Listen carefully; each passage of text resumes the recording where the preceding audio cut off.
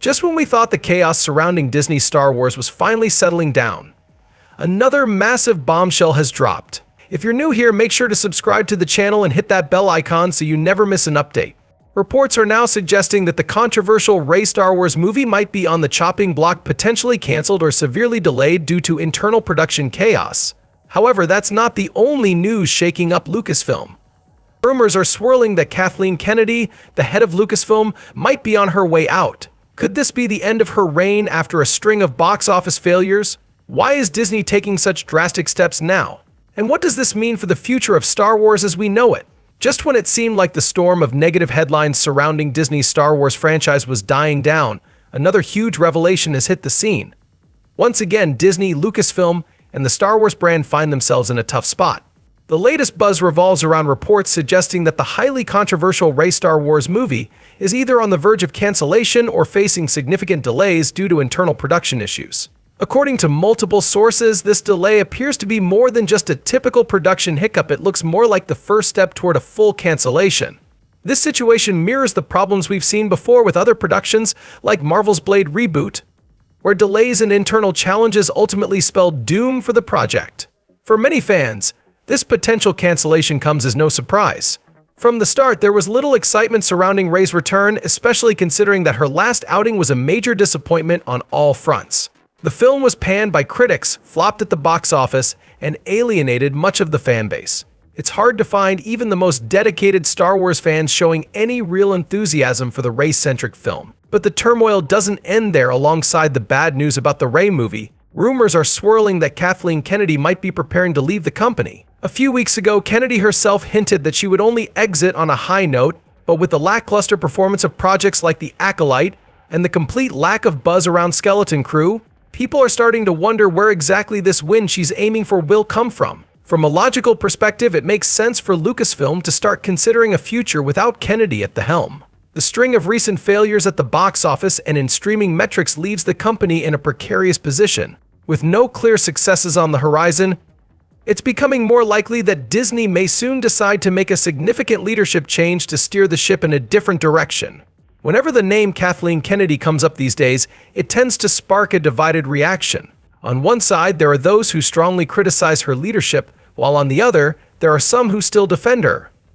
To get to the core of the situation at Lucasfilm, and to fully understand how the company got here, it's important to look at the facts objectively. One of the best ways to do that is by assessing Kennedy's track record as president, specifically by measuring how many wins versus losses she's had during her tenure. Running a movie studio is a lot like being a coach for a sports team. In both cases, your career is defined by your wins and losses, how often you succeed versus how often you fail. If you aren't racking up more wins than losses, you're eventually going to be replaced. This isn't just speculation, it's something we've seen play out across the industry. For instance, Warner Brothers recently parted ways with their studio head when their projects were failing to generate the profits they needed. Similarly, DC Studios had to make major changes in leadership when their films weren't performing. Both companies realized they had to make tough decisions when the losses started outweighing the wins. In Hollywood, a win boils down to money, specifically how much profit a project generates. A loss occurs when a film fails to recoup its budget or does not meet financial expectations. With that in mind, let's break down Kathleen Kennedy's wins and losses using this financial metric as our guide. For the sake of this analysis, we'll focus only on the movies, as Disney shows like The Mandalorian have garnered attention. Streaming success is measured differently and doesn't directly fill Lucasfilm's coffers the way blockbuster films do. Lucasfilm's primary source of revenue comes from their big screen productions, so that's what we'll focus on when evaluating Kathleen Kennedy's tenure. We're going to see just how many of the films under her leadership have been financial successes and how many have lost money. Her first major project was Star Wars: The Force Awakens, which was nothing short of a blockbuster, raking in a massive $2 billion at the box office. Of course, it was the highly anticipated return of Star Wars, so it could have been anything on screen and still made a fortune. But regardless, it was undeniably a success, so that's one win under Kennedy's belt. Next up was Rogue One, which also did well, grossing a solid $1 billion. However, it came with a steep price tag costing around $280 million to produce, not including marketing expenses. After factoring in marketing, it needed to make around $550 million just to break even. Theaters typically take about half of a film's box office earnings, So after doing the math, it turns out that Rogue One actually ended up losing roughly $50 million. That's one win and one loss for Kennedy at this point. Then came The Last Jedi, which despite being one of the most polarizing films in Star Wars history, still brought in a profit of about $300 to $400 million. So Kennedy was back up with 2 wins to 1 loss. However, things started to go downhill from there. Solo: A Star Wars Story was next, and it was a disaster at the box office, losing Lucasfilm hundreds of millions of dollars. That puts her track record at an even 2-2, meaning she was now only batting 50% success-wise. Then came The Rise of Skywalker, which turned out to be the studio's biggest failure yet. It needed to bring in about $800 million just to break even. But after considering the cut theaters take, the movie ended up losing Lucasfilm a staggering $300 million. On top of that, it was a critical disappointment. At this point, the tally stands at 2 wins and 3 losses. At this point, with 2 wins and 3 losses, Kathleen Kennedy's track record was officially looking worse than her successes. After a significant break with no major releases from Lucasfilm, they returned with Indiana Jones 5, which unfortunately turned out to be another box office flop. This brings her overall record to 2 wins and 4 losses.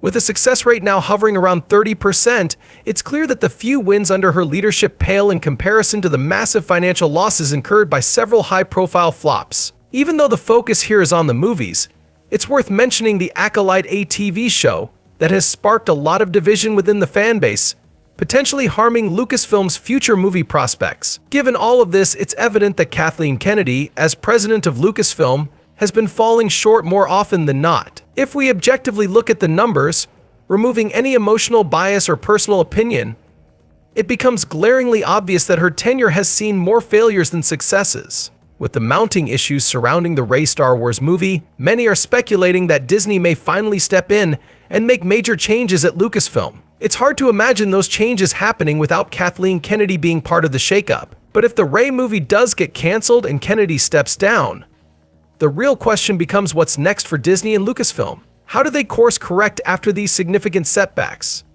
To turn things around and start succeeding again, Disney and Lucasfilm need to seriously rethink their approach moving forward. The key here is taking a step back and dedicating a few years to figuring out the right strategy.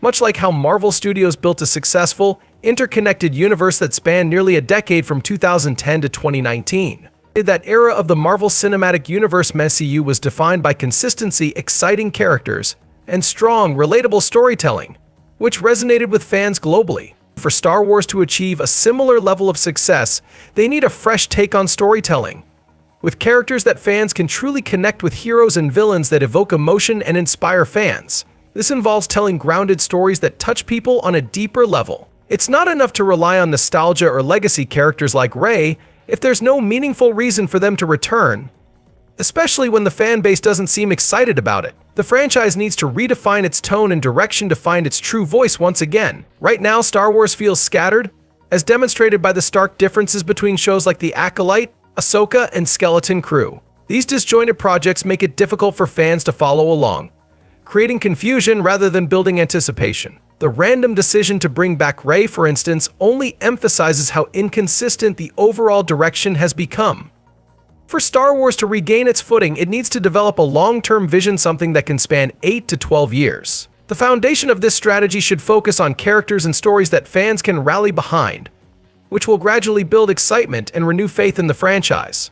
Achieving this won't be easy, and it's going to take time, but it's likely the only chance they have at turning things around. To make that happen, they must be bold and willing to take risks. They need to explore new stories, new characters, and expand beyond the current canon. This is the best way to engage audiences once again and draw them into the galaxy far, far away. But will they have the courage to make these changes, especially with Kathleen Kennedy still in charge? Only time will tell. Thank you for joining us for this deep dive into the latest chaos at Disney Star Wars. If you found this analysis insightful, please consider subscribing to Movie Saga and hitting that bell icon to stay updated on all our future content. We're dedicated to bringing you the latest news, breakdowns, and discussions about everything happening in the world of entertainment. What are your thoughts on the potential cancellation of the Rey movie and the future of Lucasfilm? Let us know in the comments below. Your feedback is invaluable to us, and we love hearing from our community.